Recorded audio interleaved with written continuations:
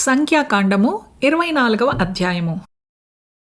అందుకు బిలాము బాలాకుతో, బాలాకు తన ఇంటెడు వెండి బంగారములను నాకిచ్చిననో, నా ఇష్టము చొప్పున మేలైనను కీడైనను చేయుటకు యెహోవా సెలవిచ్చిన మాటను మీరలేను.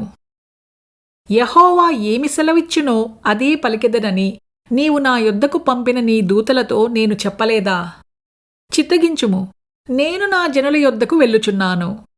అయితే కడపటి దినములలో ఈ జనులు నీ జనులకేమి చెయ్యుదురో అది నీకు విశదపరచెదను.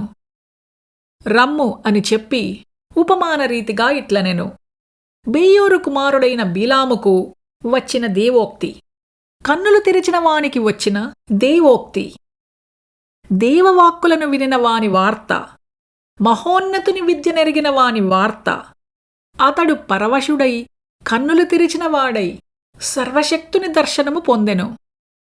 ఆయనను చూచుచున్నాను కాని సమీపమున ఉన్నట్టు కాదు. నక్షత్రము యాకోబులో ఉదయించును, రాజదండము ఇజ్రాయేలీయులో నుండి లేచును.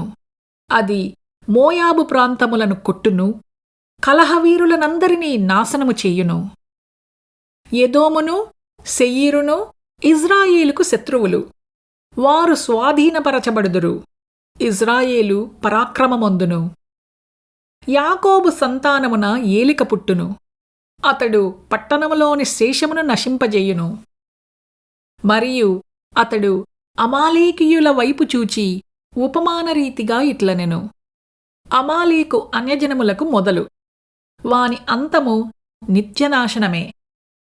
మరియు అతడు కేనీయుల వైపు చూచి ఉపమానరీతిగా ఇట్లనెను. నీ నివాస స్థలము దుర్గమమైనది, నీ గూడు కొండమీద కట్టబడియున్నది. అష్షూరు నిన్ను చెరగా పట్టువరకు కయీను నశించునా?